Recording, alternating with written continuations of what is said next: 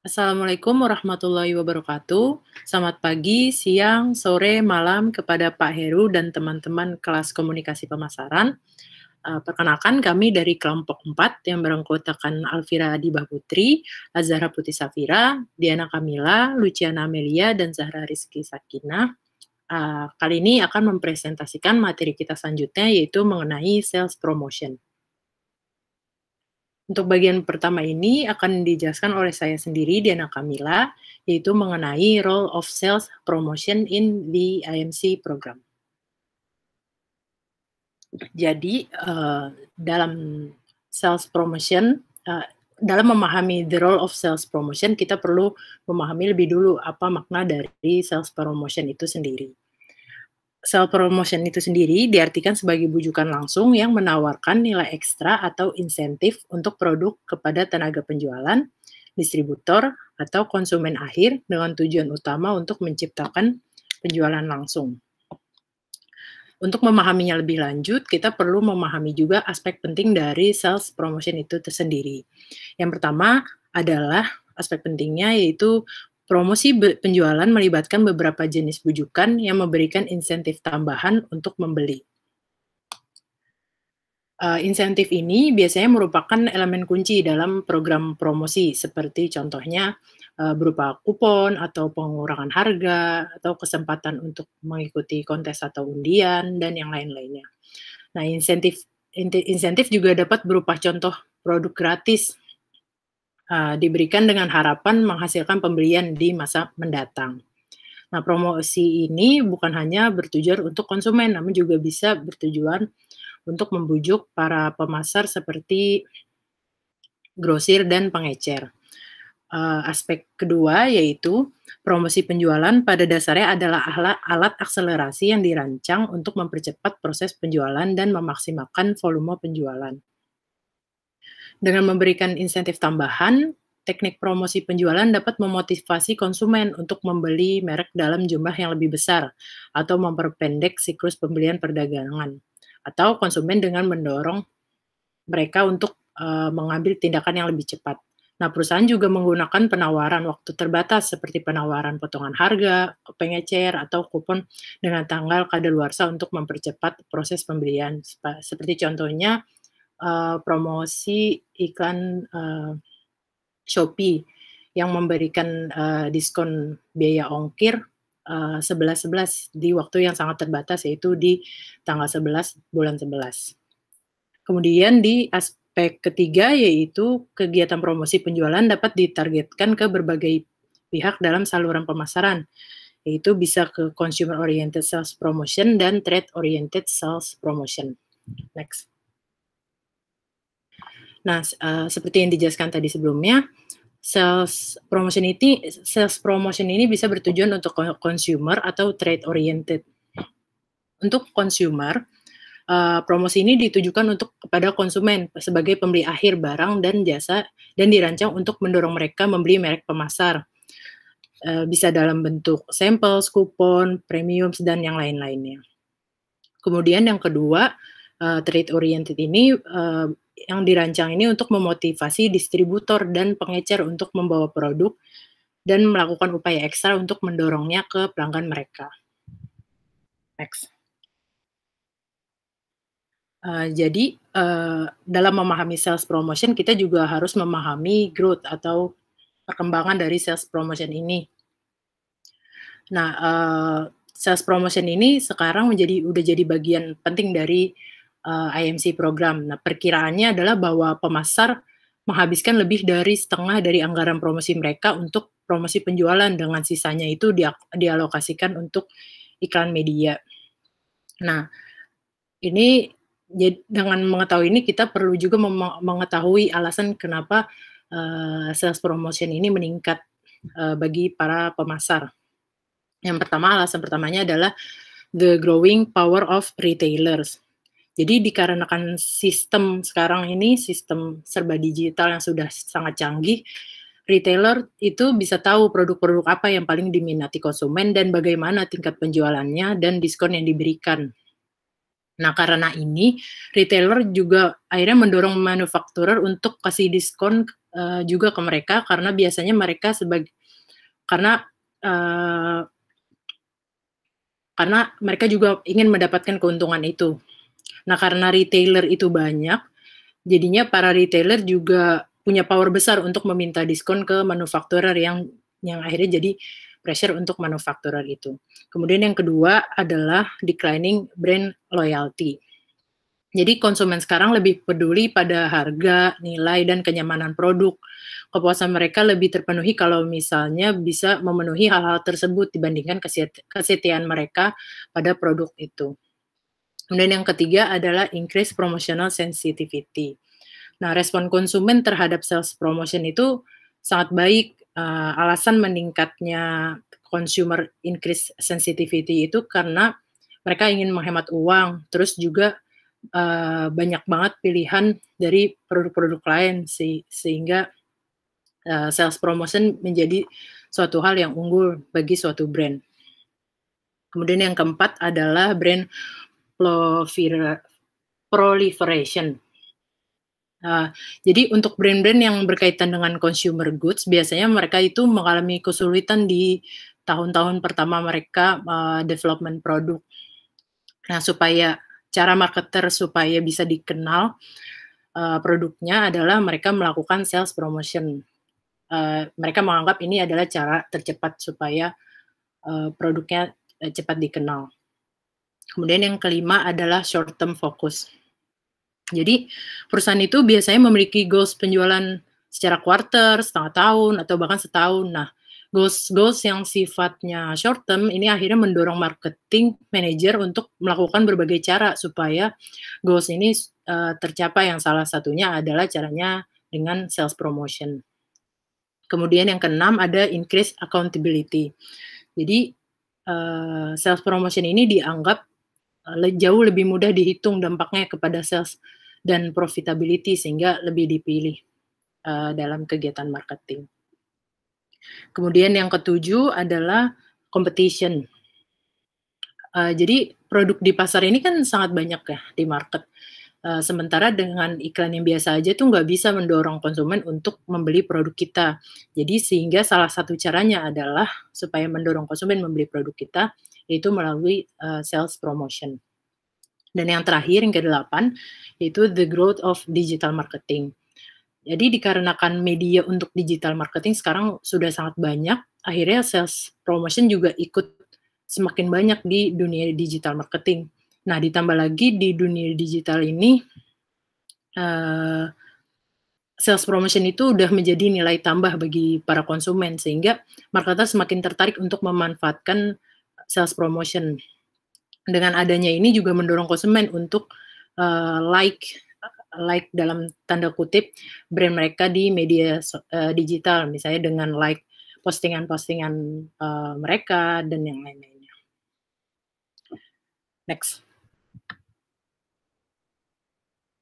Kemudian,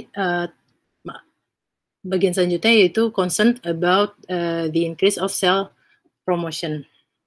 Jadi eksekutif pemasaran dan periklanan itu prihatin dengan bagaimana pergeseran alokasi anggaran promosi ini mempengaruhi brand equity. Beberapa kritikus berpendapat bahwa peningkatan promosi penjualan datang dengan mengorbankan brand equity dan setiap dolar yang digunakan untuk promosi daripada iklan mendevaluasi merek. Nah, mereka mengatakan promosi perdagangan secara khusus berkontribusi pada penghancuran merek dan ekuitas karena mendorong konsumen untuk membeli terutama berdasarkan harga, bukan berdasarkan, brand-nya. Pemasar ini sering struggle dalam menentukan antara mereka harus menggunakan promosi untuk membantu menghasilkan penjualan atau mengandalkan iklan sebagai cara untuk membangun, citra merek mereka dan menghindari diskon, dan persaingan harga. Sebenarnya jika diberi pilihan itu, banyak perusahaan lebih suka meminimalkan ketergantungan, terhadap promosi dan diskon, dan bersaing atas dasar kualitas produknya mereka dan citra merek produknya. Nah, namun banyak perusahaan merasa sangat sulit untuk menghindari penggunaan promosi, terutama ketika konsumen sudah terbiasa dengan sales promotion seperti sekarang ini. Next. Jadi ada 2 cara, mengenai hal ini, yaitu consumer franchise building dan non-franchise building promotion. Consumer franchise building itu berarti kegiatan promosi penjualan yang mengkomunikasikan atribut merek yang khas dan berkontribusi pada pengembangan dan penguatan identitas, merek. Jadi di consumer franchise building ini tidak dapat membuat konsumen setia pada merek yang bernilai kecil atau tidak memberi mereka keuntungan tertentu, tetapi mereka dapat membuat konsumen sadar akan suatu merek dan mengkomunikasikan fitur dan manfaat spesifiknya berkontribusi pada pengembangan citra merek yang disukai. Pada intinya, consumer franchise building ini dirancang untuk membangun preferensi merek jangka panjang dan membantu perusahaan mencapai tujuan akhir pembelian harga penuh yang tidak bergantung pada penawaran promosi. Pada intinya di consumer franchise building itu dia tidak bergantung pada promosi, lebih fokus pada, membangun citra mereknya. Yang kedua adalah non franchise building promotion, yaitu promosi ini, ditujukan untuk mempercepat proses keputusan pembelian seperti yang, memang tujuan dari promosi itu, yang sekarang-sekarang ini. Dan menghasilkan peningkatan langsung dalam penjualan. Nah, aktivitas ini tidak mengkomunikasikan informasi tentang fitur unik merek atau manfaat penggunaannya, sehingga tidak berkontribusi pada pembentukan identitas dan citra merek. Di non-franchise building promotion ini, terdiri dari penawaran potongan harga, paket bonus, atau pengembalian uang, dan yang lain-lain. Nah, promosi perdagangan menerima paling banyak kritik karena menjadi bangunan tanpa hak dan untuk, alasan yang baik. Nah, pertama banyak dari diskon promosi dan tunjangan yang diberikan untuk perdagangan tidak pernah diteruskan kepada konsumen dan sebagian besar promosi perdagangan yang diteruskan melalui saluran menjangkau konsumen dalam bentuk harga yang lebih rendah atau penawaran khusus mengarahkan mereka untuk membeli berdasarkan harga daripada brand equity. Di yang kedua ini intinya mereka lebih fokus, sales promotion itu untuk tujuannya pada harga bukan pada citra mereknya, intinya itu. Next. Oke, terima kasih Mila atas pemaparannya. Selanjutnya saya Zara Putri Safira akan memaparkan terkait poin kedua dari chapter ini, yaitu terkait identify objective of sales promotion program. Boleh di-next. Nah, meskipun seperti yang telah kita tahu kalau tujuan dasar dari sebagian besar program promosi penjualan yang berorientasi pada konsumen itu adalah untuk mendorong pembelian dari suatu brand, namun para marketers ternyata memiliki sejumlah tujuan yang berbeda-beda terkait brand yang baru aja ada maupun brand yang sudah, mapan atau sudah ada dari, waktu yang lama. Di mana di sini terdapat 5 objektif of consumer oriented sales promotion, yaitu yang pertama, promosi penjualan bertujuan untuk memperoleh hasil uji coba dan menimbulkan pembelian kembali dari suatu produk atau layanan baru. Hal ini dilakukan dengan mendorong para konsumen untuk, mencoba produk atau layanan baru dari suatu brand tersebut. Hal ini, dikarenakan pula, meskipun ribuan produk baru diperkenalkan ke pasar setiap tahunnya, sebagian besar dari produk tersebut justru gagal dalam tahun pertamanya, yang di mana kegagalan ini disebabkan oleh tidak adanya dukungan promosi yang baik untuk mendorong uji coba awal oleh konsumen atau untuk mendorong, orang yang telah mencoba brand tersebut untuk akhirnya ingin membelinya kembali. Lalu tujuan kedua yaitu untuk meningkatkan konsumsi dari brand yang sudah established atau mapan, di mana tujuan dari promosi ini berfokus untuk membangkitkan minat baru pada brand yang sudah mapan tersebut sehingga pada akhirnya dapat membantu meningkatkan penjualan atau mempertahankan pangsa pasar brand tersebut dari para kompetitor yang, baru muncul atau yang sudah ada. Selanjutnya yang tiga yaitu untuk mempertahankan customers yang telah dimiliki pada saat ini. Hal ini dikarenakan dengan semakin banyaknya kompetitor baru yang memasuki pasar setiap harinya, dan kompetitor baru tersebut mencoba untuk mengambil customer suatu brand yang telah hadir terlebih dahulu di pasar melalui upaya periklanan dan promosi penjualan yang agresif. Maka dari itu, banyak dari brand yang telah hadir terlebih dahulu tersebut akhirnya beralih ke program promosi penjualan yang memiliki fokus untuk mempertahankan pelanggan mereka pada saat ini dan mempertahankan pasar pasar mereka yang telah ada. Berikutnya, Eee, yang keempat yaitu, bertujuan untuk menargetkan segmen pasar baru. di mana perlu diketahui bahwa sebagian besar brand memfokuskan upaya pemasaran mereka pada segmen pasar tertentu dan selalu mencari cara untuk menjangkau dan memperluas audiens target mereka. Dalam hal ini, banyak dari marketers, kemudian menemukan fakta bahwa alat promosi penjualan seperti undian, event, kupon, dan sampel adalah cara yang sangat efektif untuk menjangkau pasar geografis, demografis, psikografis, dan juga etnis tertentu. Dan selanjutnya tujuan yang terakhir yaitu, untuk meningkatkan integrated, marketing communication atau IMC dan juga membangun brand equity dari suatu brand tersebut. Di mana hal ini menjadi tujuan akhir bagi para marketers dalam, melakukan consumer oriented sales promotion ini.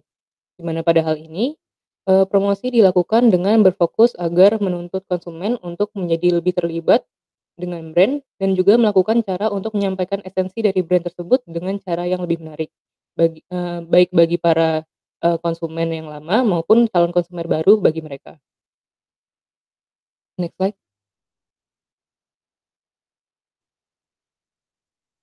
Nah, selanjutnya kita masuk ke bagian ketiga dari chapter ini, yaitu mengenai consumer oriented sales promotion techniques.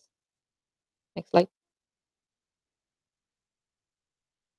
Oke, jadi teknik pertama dalam melakukan promosi penjualan yang berorientasi pada konsumen ini yaitu adalah teknik sampling.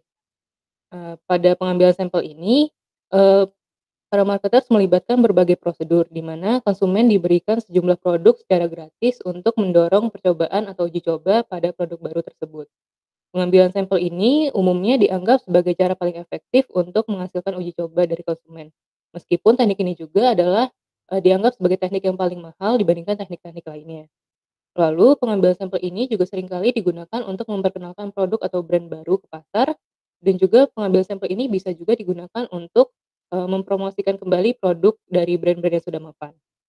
Namun, beberapa, brand menganggap bahwa, eee, tidak membutuhkan untuk menggunakan teknik sampel tersebut, dengan alasan bahwa sampel mungkin, tidak akan mampu untuk mendorong pengguna yang telah puas atau udah setia dengan brand, kompetitornya untuk pada akhirnya bisa beralih ke brand mereka.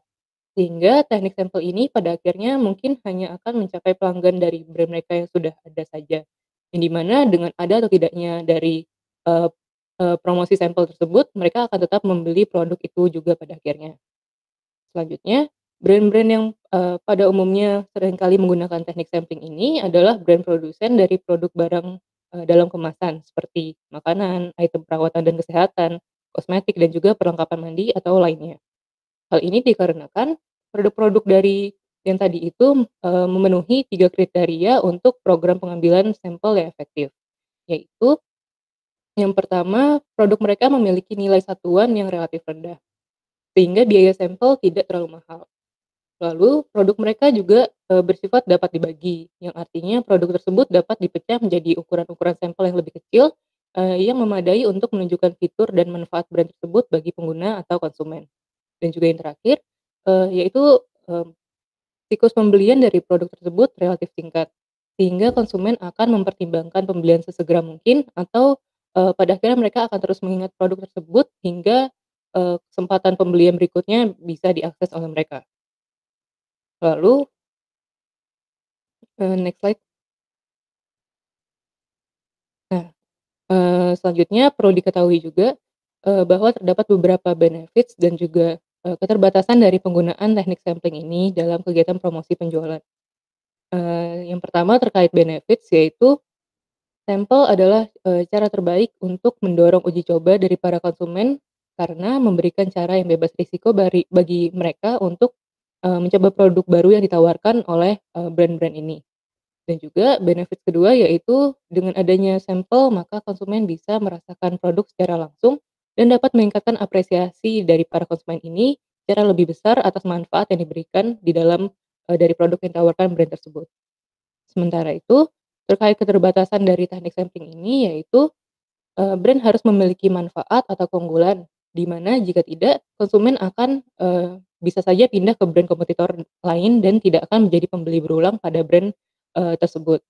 Dan juga, manfaat dari beberapa produk, yang ditawarkan sulit untuk segera diukur secara langsung atau secara segera. Dan selain itu pula, diperlukan konsumen dengan jumlah brand yang lebih banyak daripada yang bisa dijangkau dalam proses, pembelajaran para konsumen ini, sehingga mereka pada akhirnya bisa memutuskan untuk kembali dan setia pada, eee, produk yang ditawarkan oleh brand kita ini. Nah, berikutnya teknik sampling ini juga memiliki beberapa metode.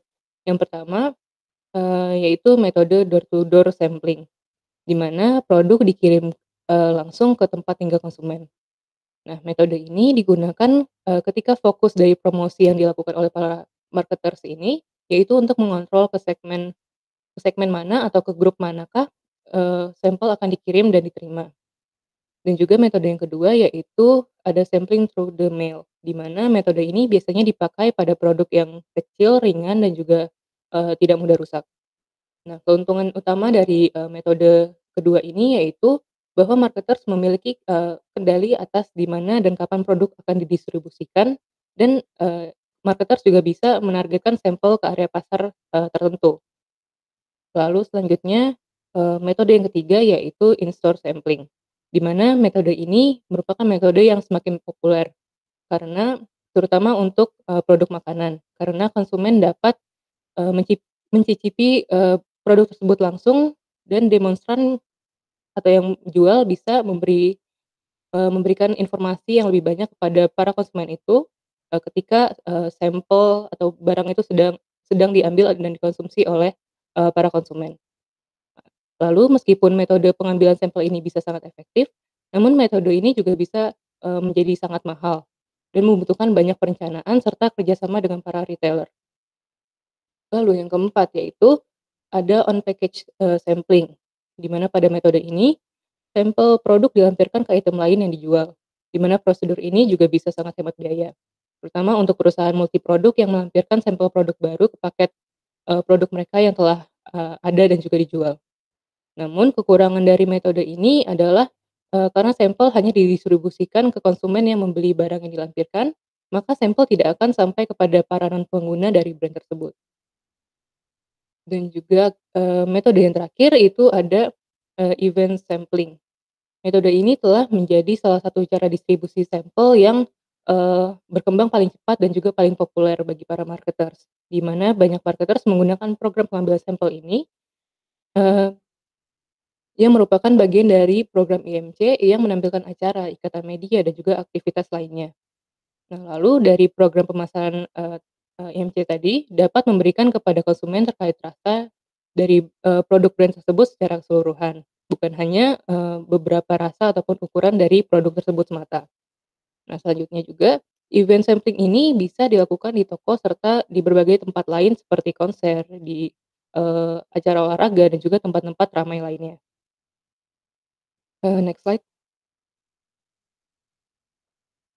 Oke, selanjutnya, teknik kedua dari promosi penjualan yang berorientasi pada konsumen ini yaitu ada, couponing, di mana dalam beberapa tahun terakhir ini, kupon menjadi semakin populer di kalangan para konsumen.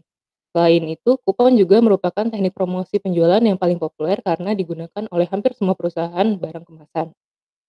Berikutnya, terdapat beberapa keunggulan dari penggunaan, teknik, kupon ini.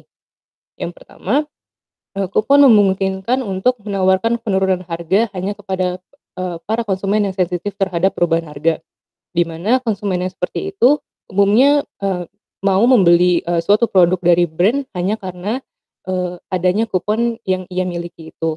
Sementara bagi konsumen yang tidak terlalu peduli dengan harga, maka mereka akan membeli produk tersebut dengan nilai normalnya dan kapan saja ketika mereka butuh.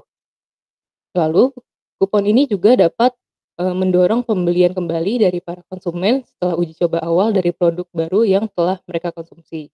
Di mana banyak dari produk baru ini, menyertakan kupon diskon di dalam paket untuk mendorong pembelian, berulang dari para konsumen ini. Lalu selanjutnya, kupon juga bisa mendorong, para non-pengguna dari suatu brand untuk, mencoba produk mereka, hingga pada akhirnya, mereka bisa jadi akan melakukan pembelian berulang pada produk tersebut. Dan yang terakhir, kupon bisa membantu para marketers untuk bisa, membujuk para konsumen dari suatu produk agar, pada akhirnya mereka tergoda untuk menukar dengan, menjadi membeli produk yang lebih mahal. Tapi di sisi lain, penggunaan dari kupon ini ternyata juga memiliki beberapa keterbatasan, yaitu yang pertama, sulit untuk memperkirakan berapa banyak konsumen yang akan menggunakan kupon dan kapan saja, mereka akan menggunakan kupon tersebut.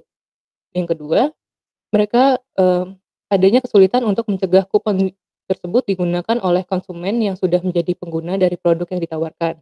Di mana tujuan awal dari, brand ini sebenarnya dalam menggunakan teknik kupon yaitu untuk menarik, pengguna-pengguna baru. Selanjutnya, kupon juga, memiliki tingkat atau, rate penebusan yang rendah. Namun, si kupon ini justru, malah punya biaya yang lebih tinggi. Dan juga yang terakhir, kupon memiliki risiko terkait adanya kesalahan atau penipuan atas penukarannya. Atau bisa jadi adanya pencairan kupon tanpa adanya pembelian yang dilakukan, sebelumnya oleh para konsumen. Jadi si konsumen ini dia nipu, dia memakai kupon yang sebenarnya bukan hasil dari pembelian dia sebelumnya, melainkan entah nemu di mana. Next slide.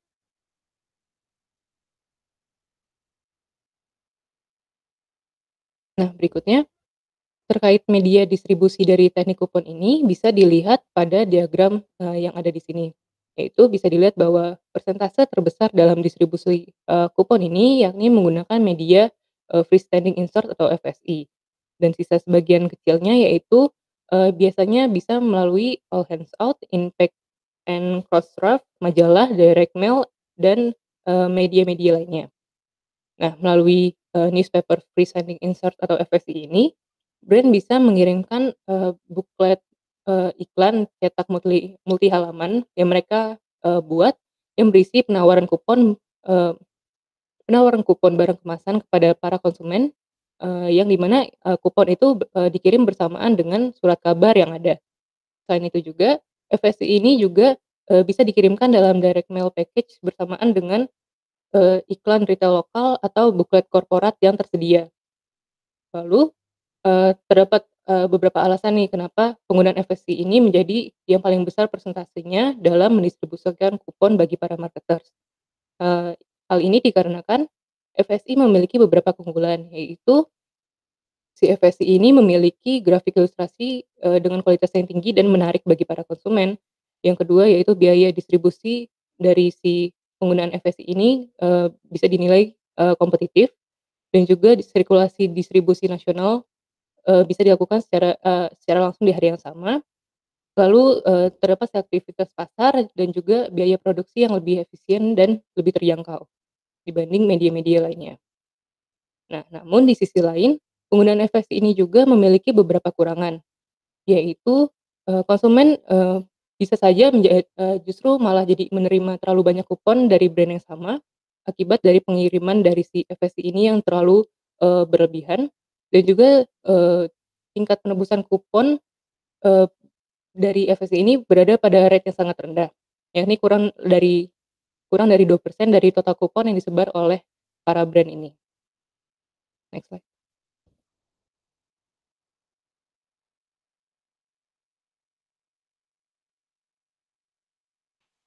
Terima kasih Alfi. Saya Alvira Dewa Putri, selanjutnya akan memaparkan sales promotion tools yang berikutnya. Nah ini selanjutnya ini ada promotion tools premium. Premium itu adalah penawaran suatu produk atau jasa secara gratis atau dengan harga yang rendah diberikan sebagai insentif tambahan kepada pembeli.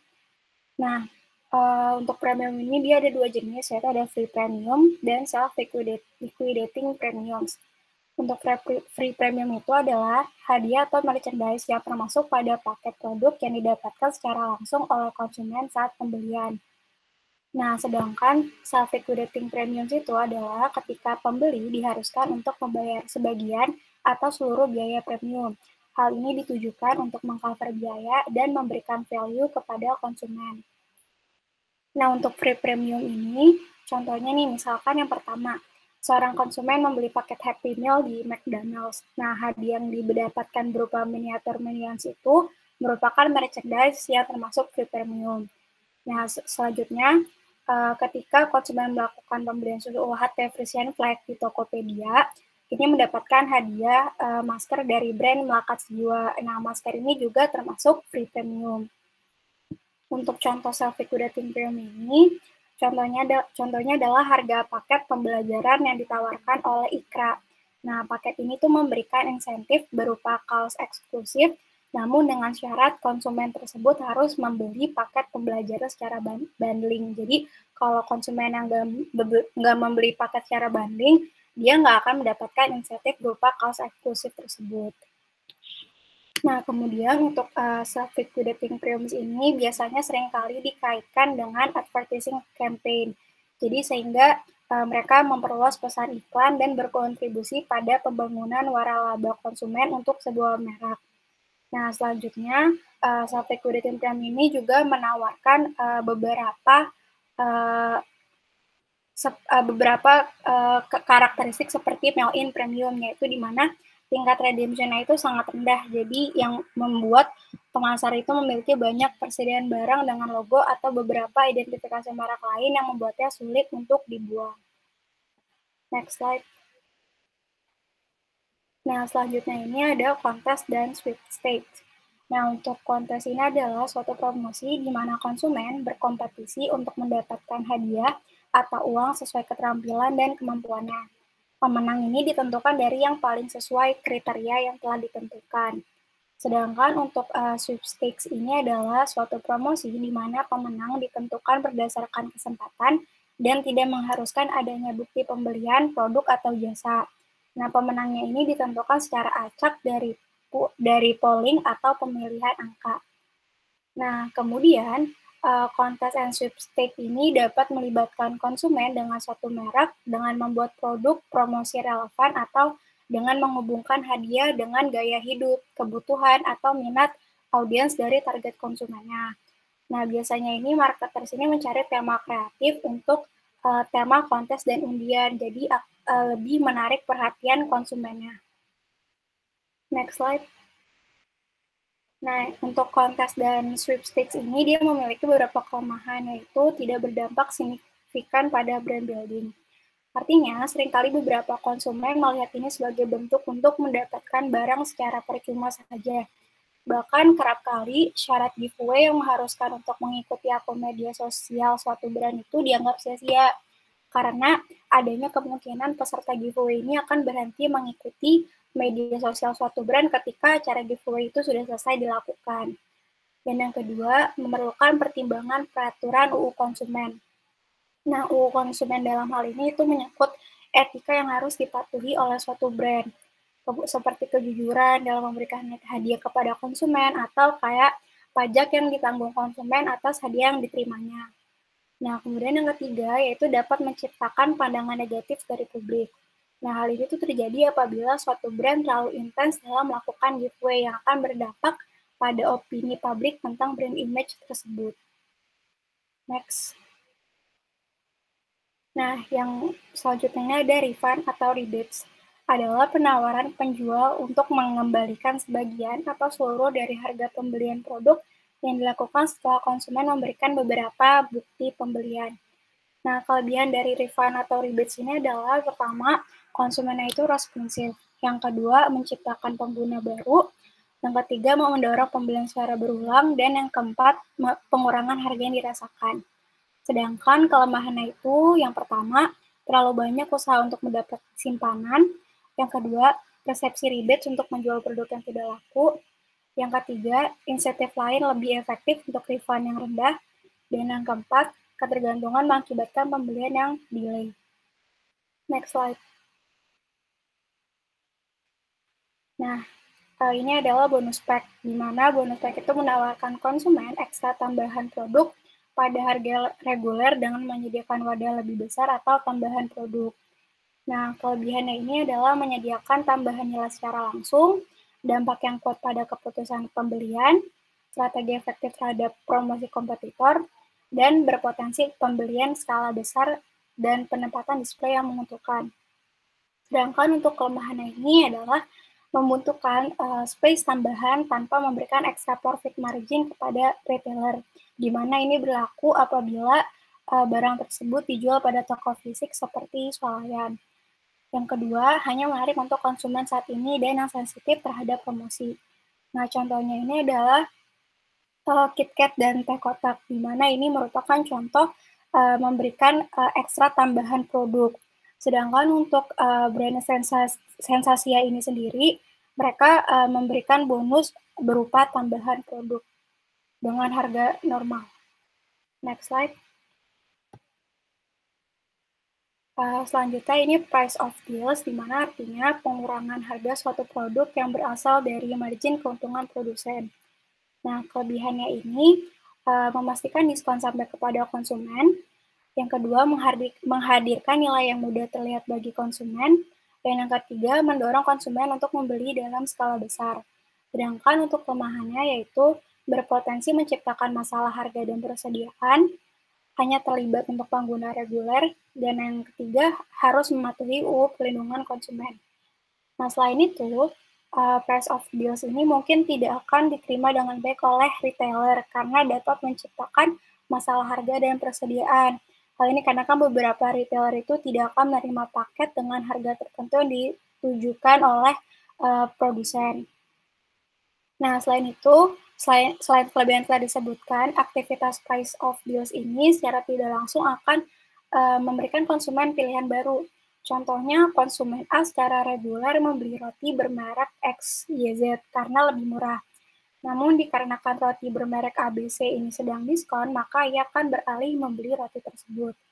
Nah, contoh pemberian price of deals ini adalah yang pertama ada produk Lemonilo yang memberikan diskon sebesar 8% pada pembelian di Tokopedia.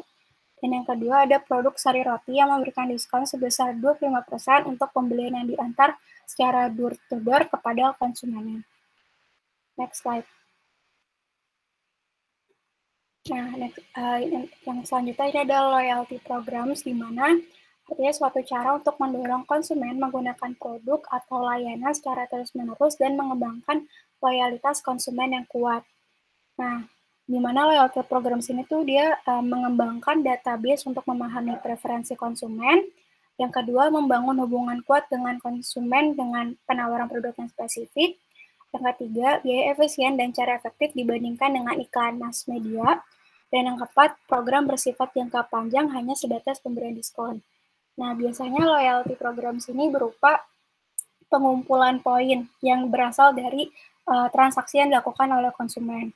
Nah, contoh dari loyalty program ini adalah BNI yang memberikan rewards kepada nasabahnya dengan potongan setengah harga di restoran Hanamasa. Nah, potongan harga ini hanya berlaku dengan menukarkan poin kartu kredit yang didapatkan nasabah BNI ketika melakukan transaksi. Nah, contoh kedua adalah Sociola. Sociola itu merupakan sebuah aplikasi yang bergerak di bidang kosmetik dan perawatan kecantikan, yang mana terdapat kolom penjualan serta review dari pengguna produk domestik dan perawatan kecantikan. Nah, poin yang didapatkan konsumen dalam aplikasi Sociola ini berasal dari keaktifan memberikan review produk, berinteraksi dengan orang di platform Sociola, dan lain-lain. Nah, ketika poin tersebut sudah mencapai besaran tertentu, konsumen tersebut berhak untuk mengklaim poin tersebut dengan menukarkan box yang berisi produk gratis. Next. Selanjutnya ini ada event marketing. Event marketing itu adalah perusahaan atau brand melakukan kerjasama dengan suatu kegiatan yang ditujukan untuk menciptakan pengalaman kepada konsumen, serta mempromosikan produk dan layanan. Nah, perusahaan ini biasanya menempatkan produknya pada acara yang populer seperti acara olahraga, konser, pameran, atau festival. Nah, contoh dari event marketing ini adalah UIRAN yang disponsori oleh BNI, di mana BNI ini berusaha menciptakan pengalaman kepada konsumen dengan aktivitas olahraga yaitu lari. Dan selanjutnya event sponsorship, di mana aktivitas integrated marketing communication atau IMC ketika sebuah perusahaan membangun hubungan sponsorship pada suatu kegiatan tertentu dengan memberikan bantuan finansial. Hal ini dilakukan dengan feedback kepada perusahaan dalam bentuk penayangan nama brand atau logo atau pesan iklan, dan brand tersebut akan diidentifikasi sebagai pendukung acara tersebut oleh peserta acara. Nah, selain itu, fungsi dari event marketing dan event sponsorship ini adalah mengoptimalkan penggunaan dana CSR sebuah perusahaan. Next slide.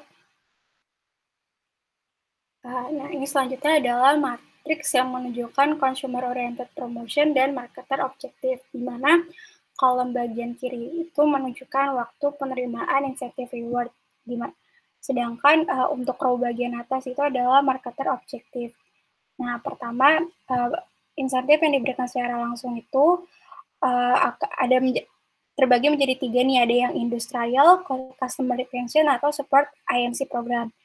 Untuk yang industrial ini ada programnya, ada samplings, instant coupons, install coupons, dan install rebates. Sedangkan untuk customer retention atau mempertahankan pelanggan, tools yang digunakan adalah price of deals, bonus packs, in and on package free premium, sama loyalty program. Sedangkan tools yang digunakan untuk membangun brand equity adalah events dan on package free premium. Kedua, insentif yang diberikan secara tertunda, di mana untuk memberikan uji coba kepada konsumen, tool yang digunakan itu adalah media and mail delivered coupons, mail-in refunds and rebates, free mail-in premiums, serta scanner and internet delivered coupons. Sedangkan untuk mempertahankan pelanggan dengan tools yang tertunda itu adalah in and on package coupons, mail-in refunds and rebates, sama loyalty programs. Dan yang terakhir, untuk membangun brand equity dengan waktu yang tertunda itu adalah self-liquidating premiums, free mail-in premiums, contents and sweepstakes, dan loyalty programs. Nah, marketer akan melakukan evaluasi terhadap sales promotion tools dalam kaitannya dengan kemampuannya untuk mencapai tujuan tertentu dan mempertimbangkan apakah dampak promosi akan segera dilakukan atau tertunda. Kemudian dari matriks ini terlihat bahwa beberapa teknik promosi penjualan dicantumkan lebih dari satu kali. Hal ini dikarenakan alat tersebut dapat digunakan untuk mencapai lebih dari satu tujuan. Misalnya, program loyalitas dapat digunakan untuk mempertahankan pelanggan dengan memberikan imbalan secara langsung maupun tertunda, di mana untuk secara langsung ini adalah ketika loyalitasnya itu langsung diberikan berupa diskon pada saat pembelian. Sedangkan untuk tertunda ini adalah loyalitasnya diberikan seperti poin yang bisa di-redeem nanti. Next slide.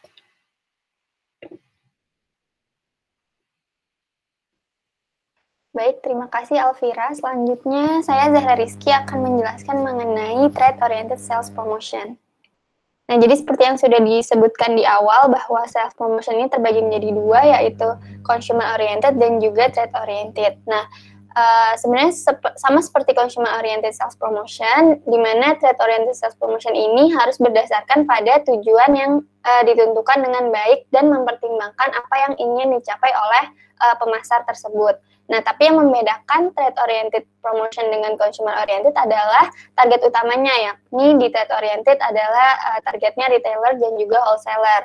Nah, kemudian di dalam trade-oriented ini ada tujuan-tujuan umumnya seperti obtain distribution for new products, kemudian ada maintain trade support for established brands, ada encourage retailers to display established brand, dan yang terakhir adalah build retail inventories. Nah, jadi kita sekarang masuk ke tujuan utama dari trade-oriented sales promotion. Yang pertama adalah mendapatkan distribusi untuk produk baru. Nah, jadi di sini untuk mencapai tujuan tersebut, produsen bisa memberikan insentif umumnya pada bentuknya adalah uang untuk mendorong retailer atau pengecer agar memberikan ruang untuk produk baru dari produsen. Nah, atau dengan istilah lain juga ada juga yang disebut dengan tunjangan merchandising, yaitu untuk menampilkan produk baru di tempat yang strategis di dalam toko tersebut. Kemudian yang kedua adalah mempertahankan perdagangan untuk merek terdahulu. Nah, merek-merek yang terdahulu ini biasanya sudah berada di fase mature, yang mana rentan kehilangan distribusi dari grosir ataupun pengecer jika tidak dapat bersaing dengan produk-produk baru. Nah, oleh sebab itu, trade-oriented sales ini bertujuan untuk menginduksi wholesaler dan juga retailer untuk terus menjual produk yang lebih lemah, maksudnya adalah yang sudah mature itu, dengan memberikan diskon kepada wholesaler dan juga retailer, sehingga meningkatkan margin keuntungan mereka. Kemudian yang ketiga adalah mendorong retailer untuk menampilkan brand yang terdahulu. Nah, beberapa studi menyatakan bahwa banyak keputusan pembelian konsumen dibuat oleh konsumen saat berada di sebuah toko dan ketika melihat sebuah promosi dari produk. Nah, jadi untuk brand-brand terdahulu yang sudah berada di fase mature ini, tampilan merupakan cara terbaik untuk meningkatkan penjualan. Nah, kemudian yang terakhir adalah membangun inventory retail. Grosir dan eceran, maksudnya wholesaler dan juga retailer ini cenderung untuk memasarkan produk daripada menyimpannya ketika mereka memiliki tingkat persediaan yang banyak di gudang. Nah, membangun inventory juga memastikan mereka agar tidak kehabisan stok dan kehilangan peluang penjualan. Dengan begitu, membangun inventory dan menyimpan produk sebelum musim penjualan akan memungkinkan produsen untuk memperlancar fluktuasi musiman dan juga jadwal produksi. Nah, kemudian selanjutnya adalah tipe-tipe dari trade-oriented promotion ini. Nah, secara umum ada 6 jenis, yaitu contest and incentive, trade allowances, POP display, sales training program, trade show, dan juga cooperative advertising. Nah, jadi yang pertama kita masuk ke contest and incentive. Nah, ini adalah merupakan salah satu strategi perusahaan untuk menstimulasi usaha penjualan dan dukungan penjualan dari retailer. Nah, biasanya dalam bentuk sponsorship, kontes para retailer dan memberikan hadiah seperti liburan ataupun benefit lainnya sebagai imbalan atas pencapaian kuota penjualan tertentu. Nah, kontes and incentive ini biasanya ditargetkan pada personil penjualan grosir, distribusi, atau pengecer karena mereka lebih sering berhubungan langsung dengan pelanggan. Kemudian yang kedua adalah trade allowances, merupakan diskon atau kesepakatan yang ditawarkan kepada retailer atau wholesaler untuk mendorong, mempromosikan, atau menampilkan produk produsen. Nah, di trade allowances ini ada 3 jenis. Yang pertama buying allowances, yaitu pengurangan harga pada barang yang dipesan selama periode tertentu. Jenisnya ada 2. Yang pertama adalah free goods, contohnya misalnya menawarkan gratis 1 untuk setiap 10 kali pembelian. Kemudian yang kedua adalah off invoice, di mana potongan harga langsung diberikan. Kemudian yang kedua adalah promotional allowances, di mana memberikan tunjangan khusus untuk retailer atau wholesaler untuk melakukan kegiatan promosi tertentu. Misalnya in-store display, menawarkan kepada produsen bahwa retailer dan wholesaler ini memiliki in-store display yang menarik perhatian konsumen. Kemudian ada juga slotting allowances, atau dengan istilah lain juga bisa disebut dengan stocking allowances, yaitu tunjangan atau fee yang diberikan atas biaya retailer untuk menyediakan slot atau posisi untuk mengakomodasikan produk baru. Nah, jadi biaya retailer ini adalah biaya yang dikeluarkan retailer untuk mendesain ulang display dalam toko, memasukkan informasi produk ke dalam sistem, menyediakan tempat di gudang, penyimpanan, dan memberikan informasi kepada karyawan mengenai produk baru. Nah, selanjutnya adalah POP display, yaitu membantu perusahaan untuk mendapatkan promosi yang lebih efektif ketika produk sudah ditempatkan di toko retailer. Mungkin teman-teman juga bisa sering lihat kalau di supermarket di pojok itu bukan di rak utama, tapi kayak di pinggir rak utama itu ada semacam rak khusus yang didesain khusus yang emang ditujukan untuk menarik konsumen. Nah, itu disebut dengan POP displays. Nah, beberapa studi ini memperkirakan bahwa hampir 2 dari 3 keputusan membeli konsumen yang dibuat itu saat berada di toko retail. Jadi sangatlah penting nih bagi pemasar untuk mendapatkan perhatian konsumen dan mengkomunikasikan pesan promosi melalui tampilan POP.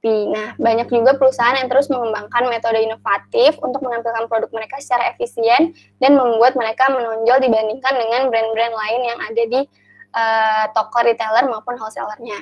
Kemudian selanjutnya adalah sales training program. Nah, untuk industri kosmetik, komputer, konsumen elektronik, peralatan olahraga, otomotif, atau bisa dibilang high involvement, ini membutuhkan tenaga penjual berpengetahuan luas untuk dapat memberikan informasi kepada konsumen mengenai fiturnya, manfaat, dan keunggulan berbagai merek dan produk yang dijual.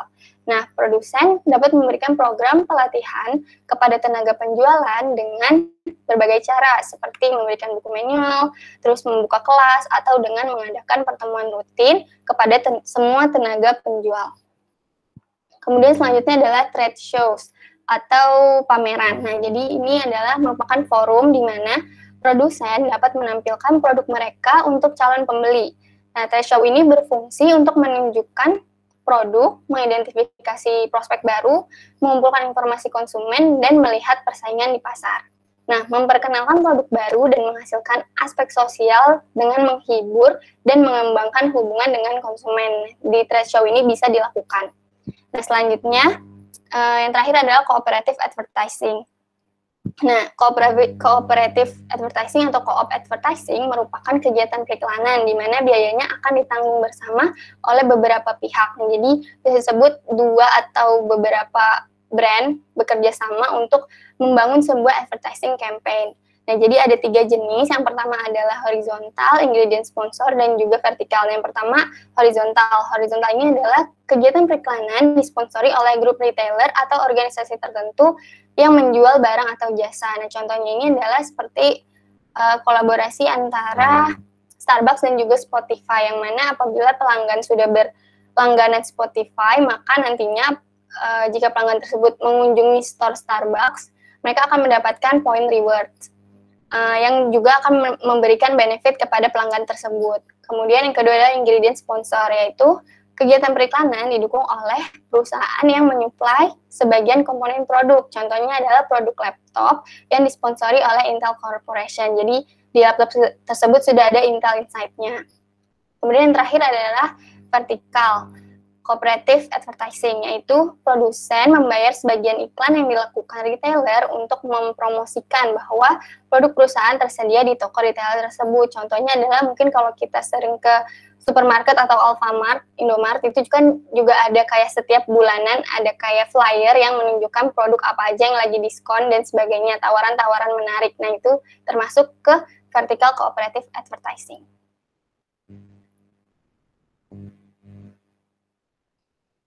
Selanjutnya di bagian kelima ini, saya Luciana Amelia akan menjelaskan tentang bagaimana sih kita akan mengkoordinasi dan mengkolaborasikan dan mengintegrasikan antara promosi dan juga periklanan gitu ya. Jadi bagi para orang-orang yang terlibat dalam proses promosi, ini tuh harus disadari bahwa teknik promosi penjualan biasanya tuh bekerja paling baik jika diintegrasikan dengan periklanan gitu, dan alat pemasaran terintegrasi lainnya seperti IMC ya.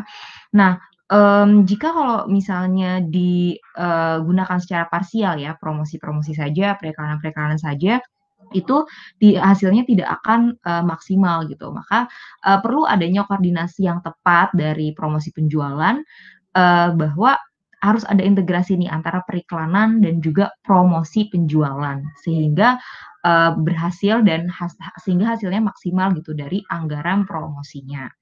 Tetapi dalam mengkolaborasikan antara periklanan dan juga promosi ya, ada consideration yang harus diperhatikan gitu. Yang pertama adalah alokasi anggarannya ya, budget allocation, lalu tema iklan dan promosi penjualan yang tepat apa, lalu dukungan dari media dan timingnya, serta berbagai kegiatan promosi sehingga target audiensinya itu tercapai. Dan lanjut kita masuk ke budget allocation.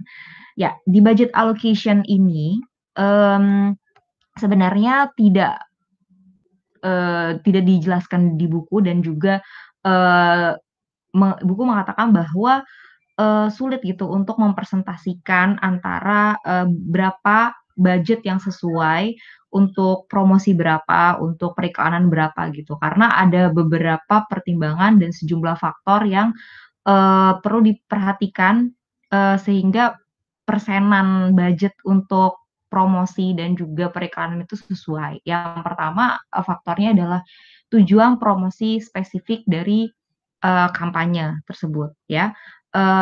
situasi pasar dan persaingan, dan yang terakhir adalah tahap merek dalam siklus hidupnya. Nah, di sini saya akan menjelaskan yang ada di presentasi, itu adalah tahap merek siklus hidupnya dari merek yang biasa terjadi, yaitu yang pertama ada tahap pengantar. Pada tahap pengantar, sejumlah besar anggarannya itu dapat dialokasikan untuk teknik promosi penjualan ya, seperti pengambilan sampel dan pemberian kupon untuk mendorong uji coba para konsumen ya, untuk mencoba produk kita gitu. Nah, dalam tahap selanjutnya yaitu tahap pertumbuhan, dana promosi dapat digunakan terutama untuk periklanan guna menekankan perbedaan merek dan mempertahankan nama merek di benak konsumen. Nah, di tahap pertumbuhan ini, kita ini sudah mulai menambahkan value dari menyampaikan value kita dan brand awareness kita gitu terhadap konsumen. Dan pada tahap kedewasaan yang terakhir, periklanan pada dasarnya adalah pengingat nih kan untuk membuat konsumen tetap sadar akan merek. Promosi penjualan berorientasi konsumen seperti kupon, potongan harga, premi, dan paket bonus masih tetap diperlukan gitu secara berkala untuk menjaga loyalitas konsumen dan menarik pelanggan baru. Jadi di sini di tahap pendewasaan ya perlu adanya maintenance dari promosi tersebut dan juga periklanan ya. Sehingga loyalitas dari konsumen tetap terjaga. Dan di sini ada studi yang mengatakan bahwa sebenarnya 80% penjualan pada tahap kedewasaan itu disebabkan oleh promosi penjualan karena sudah mature, jadi 80% penjualannya itu karena adanya dorongan promosi seperti potongan harga, bonus, dan kupon, seperti itu. Lanjut.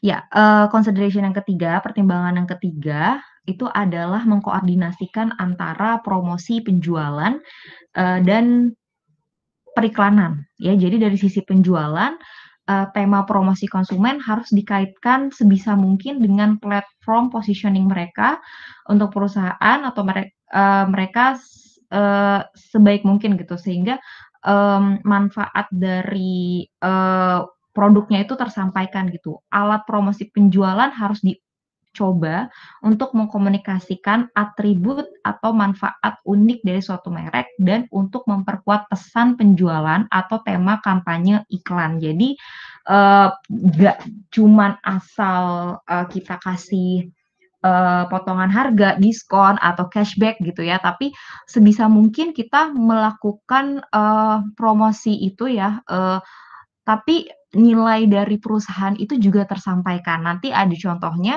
bagaimana kita memberikan promosi tapi nilai dari perusahaan itu juga tersampaikan gitu ya.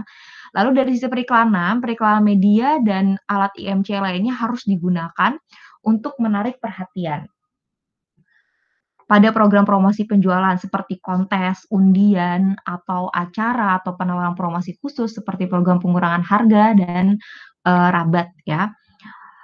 Lalu di sini saya akan menjelaskan contohnya dari Mastercard. Nah, ini adalah salah satu contoh integrasi yang baik antara periklanan dan juga promosi produk yang baik. Jadi di sini Mastercard itu memberikan penghargaan, memberikan undian yaitu memenangkan 500 penerbangan. Nah, undian ini tuh dikembangkan di bawah payung tema kampanye Mastercard yang mengatakan bahwa Mastercard priceless dan dengan demikian dirancang untuk memenuhi janji Mastercard sendiri bahwa Mastercard itu memahami apa yang paling penting bagi konsumen. Nah, dalam hal ini berpergian untuk alasan apapun. Tujuan utama dari kampanye pemasaran terintegrasi adalah untuk mendorong penggunaan Mastercard selama musim perjalanan, utama musim panas. Konsumen menggunakan Mastercard mereka dari 1 Juli hingga 31 Agustus. Secara otomatis masuk dalam undian untuk mendapatkan kesempatan 500 tiket pesawat tersebut yang bisa digunakan kemana saja. Selain itu juga didukung nih oleh iklan media termasuk televisi, media cetak, dan iklan spanduk online gitu ya, digunakan untuk mempromosikan undian tersebut. Nah, dari situ kita bisa lihat ya bahwa promosinya ada, iklannya juga ada, dan value yang dikasih sama Mastercard itu juga tersampaikan gitu ke konsumen bahwa Mastercard itu mengerti apa yang paling penting bagi konsumennya, begitu. Oke, selanjutnya. Oke, untuk yang selanjutnya ini consideration-nya adalah dukungan dari media dan juga timing. Jadi di sini dukungan media ini untuk media promosi itu sangat penting ya. Dukungan media untuk program promosi penjualan sangat penting dan seharusnya juga dikoordinasikan dengan program media untuk kampanye iklan. Nah, dan sebenarnya apa sih pentingnya si dukungan media ini ya untuk meng-attract atau untuk memberikan dampak ke konsumennya gitu. Nah, konsumennya ini diharapkan mendapatkan akan memberikan dampak apa sih gitu ya. Yang pertama diharapkan konsumen itu akan sadar gitu akan merek dari produk gitu ya. Ya, pertama membuat konsumen sadar akan merek, lalu yang kedua meningkatkan daya tanggap konsumen terhadap promosi gitu ya, karena ketika konsumen itu sudah sadar akan merek tersebut gitu ya dari media, lalu ketika adanya promosi diharapkan konsumen itu langsung tanggap gitu, langsung membeli, langsung menggunakan kuponnya, langsung menggunakan cashback-nya, seperti itu. Dan yang ketiga adalah menggunakan promosi tanpa iklan, ini sebenarnya merusak citra ya, jadi merusak citra dari merek tersebut. Nah, ini efek negatifnya sebenarnya kalau misalnya kebanyakan promosi, itu konsumen sendiri tuh bisa memberikan reaksi seperti ini gitu, tidak value dari produknya itu jadi turun, seperti itu ya. Dan yang terakhir adalah menginformasikan konsumen dari tawaran promosi, serta untuk menciptakan kesadaran, minat, dan sikap yang mendukung produk tersebut. Jadi yang terakhir ini sebenarnya rangkuman dari ketiga yang sebelumnya di atas, yaitu dukungan media ini adalah untuk menginformasikan ke konsumen dari tawaran promosi, sehingga menciptakan kesadaran akan merek tersebut dan menimbulkan minat dan akhirnya menimbulkan sikap yang mendukung terhadap merek tersebut gitu. Selanjutnya, nah dari tadi media yang digunakan gitu ya, banyak perusahaan ini melakukan promosi penjualan dan periklanan dan bekerja sama dengan agensi gitu untuk mengembangkan strategi dan program promosi strategis. Nah, di sini ini adalah perbedaan antara proses operasional si agensi pada proses tradisional dan juga sekarang udah yang sudah di-improve gitu ya. Secara garis besar yang di tradisional ini dia itu hanya memfokuskan diri ke short term development. Jadi hanya dalam jangka pendek dan hanya meng-hire orang 1-2 orang gitu ya untuk dimasukkan ke by project ya. Jadi dia itu mengerjakannya by project, terus juga short term dan dia hanya mempunyai 1 atau 2 kontak people dari agensinya, nggak per tim gitu ya. Dan tidak ada directly accountable resort gitu, dan tidak ada review juga dari agensinya. Sedangkan kalau dari yang proses yang sudah improve gitu ya, dia itu orientasinya itu sudah jangka panjang sehingga mencapaikan promotional yang strategik, dan juga dia itu tidak meng-hire orang agensinya itu by project, tapi memang kontrak gitu ya, setahun 2 tahun. Terus juga agensinya ini full team ya, tidak 1-2 orang gitu ya, dan memberikan spesialisasi per memberikan orang yang spesialis per divisi gitu. Jadi lebih terencana gitu ya ketika sudah di-improve. Ya, selanjutnya. Ya, bagian section yang terakhir adalah sales promotion abuse. Selanjutnya. Nah, jadi key message dari section terakhir ini adalah sebenarnya banyak sekali nih manajer yang lebih suka untuk menggunakan ke atas lagi ya. Banyak manajer lebih suka menggunakan promosi untuk menghasilkan penjualan langsung daripada berinvestasi dalam periklanan dan membangun citra merek dalam waktu yang lama gitu ya. Banyak godaan gitu ya untuk ada godaan besar gitu untuk memperbaiki penjualan dengan cepat melalui promosi. Jauh lebih mudah untuk menawarkan penghematan harga langsung kepada konsumen daripada kita harus membangun brand awareness ataupun kita harus membedakan produk kita dengan para pesaing gitu. Jadi untuk meningkatkan penjualan, promosi adalah hal yang cepat gitu. Tapi nanti kita lihat dari sisi konsumennya, ternyata konsumen yang biasa membeli karena potongan harga akan terus membeli jika ada insentif potongan harga tersebut gitu. Tetapi jika tidak ada insentif tersebut, konsumen itu akan kembali ke perasaan dasar yang disukai akan suatu merek gitu. Jadi kembali lagi nih selera perasaan dari konsumen itu sukanya mereknya yang mana gitu. Nah, tapi dari sinilah karena adanya promosi yang karena banyaknya godaan promosi ini untuk meningkatkan penjualan, dampaknya adalah dapat merusak merek dari produk tersebut ya. Karena jika terus-terusan diberikan promosi tadi ya, diberikan harga diskon, itu nilai dari produknya itu akan turun karena orang-orang biasanya nanti akan beli ketika barang-barang tersebut diobral gitu kan. Jadi nilai dari barangnya itu turun, merusak citra dari produk. Dan yang kedua, ini dari penelitiannya Priya Raghubir dan Kim Kaufman, dia mengatakan bahwa promosi lebih cenderung menghasilkan evaluasi negatif ya. Itu karena